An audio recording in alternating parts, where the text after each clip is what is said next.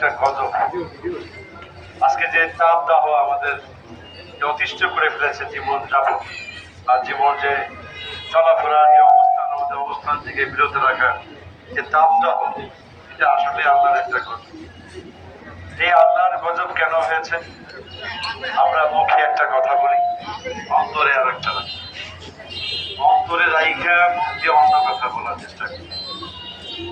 আপনারা তো জানেন যে আল্লাহ আমাদেরকে সোজা রাখার জন্য, আমাদের আমল নামা লেখার জন্য বাম কাঁধে ডান কাঁধে দুইজন ফেরেশতা রেখেছে। ভালো লেখে, মন্দ লেখে।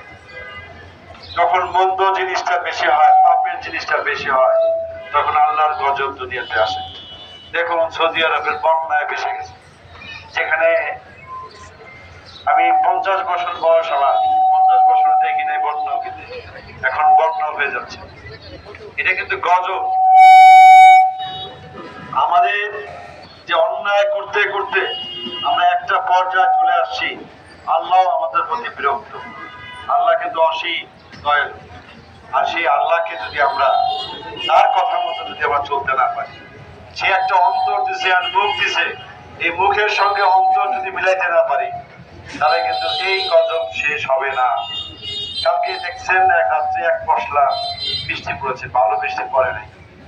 বৃষ্টি পড়ার পরে কিন্তু গরমটা আরো বাড়ে, কিন্তু বৃষ্টিটা যদি কন্টিনিউ থাকে তাহলে কিন্তু আপনার তাপটা একটু কমে যায়। সেই ক্ষেত্রে আমি বলবো ভাইয়েরা, আজকে যে উদ্যোগ নিয়েছে আমাদের আনোয়ার ভাই, সেই উদ্যোগের জন্য আমরা সাধুবাদ জানাচ্ছি। আমরা বিগত আজকে প্রায় 20 দিন যাবত বিভিন্ন জায়গা থেকে আমরা এই পানি, স্লাইন, শরবতের ট্যাঙ্কি দিয়ে রেখে রাখা হচ্ছে।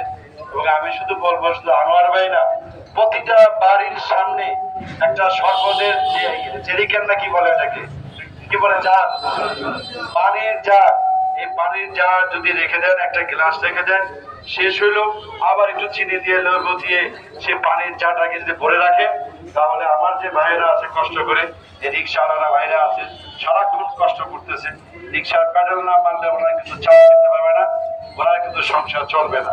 সেই ক্ষেত্রে ওনাদের দিক চিন্তা করে যারা দিন মজুর যারা আছেন, ওনারাও কিন্তু সুযোগ পেলে ওনারা কিন্তু আপনারা এই পানিটা বা শরবতটা খাবে, এই স্যালাইনটা খাবে, খাওয়ার পরে ওনারা কিন্তু এই দিনটা সুন্দর মতো চলবে, উনি অসুস্থ হবে না। আমরা সবাই এগিয়ে আসি, সবাই এগিয়ে আসি, তাহলে আজকে একটা সুন্দর সমাজ হবে। সুন্দর সমাজ যদি হয়, সুন্দর এলাকা হবে, সুন্দর এলাকা যখন হবে, সুন্দর শহর হবে, আর শহর যদি সুন্দর হয়ে যায়, তাহলে সারা বাংলাদেশ সুন্দর হয়ে যাবে। এই চিন্তাটা করেই কিন্তু আমরা কাজ করতে হবে। আজকে মাননীয় প্রধানমন্ত্রী শেখ হাসিনা উনি কি বলেছেন? শুধু একা ভালো থাকা চলবে না, যার অর্থ আছে তার অর্থ খরচ করতে হবে, যার অর্থ নাই তার পাশে দাঁড়াতে হবে। আজকে সময় এসেছে আমাদের পাশে দাঁড়ানোর, আমরা পাশে দাঁড়াবো ইনশাআল্লাহ। আমাদের মঞ্চে আছে আমাদের শ্রদ্ধাভাজন নেতা, আমাদের বকুল ভাই আছেন, আমাদের মুরব্বী আছেন, আমাদের আওয়ামী লীগের নেতা শওকত ভাই আছেন, সোহেল আছে, দিলু আছে, এই পাশে আছে মইজুদ্দিন মেম্বার আছে, জুলু আছে, মিঠুন আছে, আমাদের অনেক নেতা আছে, ভবন আছে, আর এখানে আপনার আজিজ আছে, টিপু আছে, লাভলু আছে, আর কি আছেন এখানে, মনির আছে, যাক অনেকে আছেন। আমাদের দিলু অলরেডি সবার নাম বলেছে, যদি কারোর নাম বাকি থাকে সবাই সুন্দর চোখে দেখবেন। এটা আমাদের যে দলীয় যে কাজটা, সেই দলীয় কাজটা হলো এরকম যে যতগুলো সংগঠন আছে সব সংগঠনের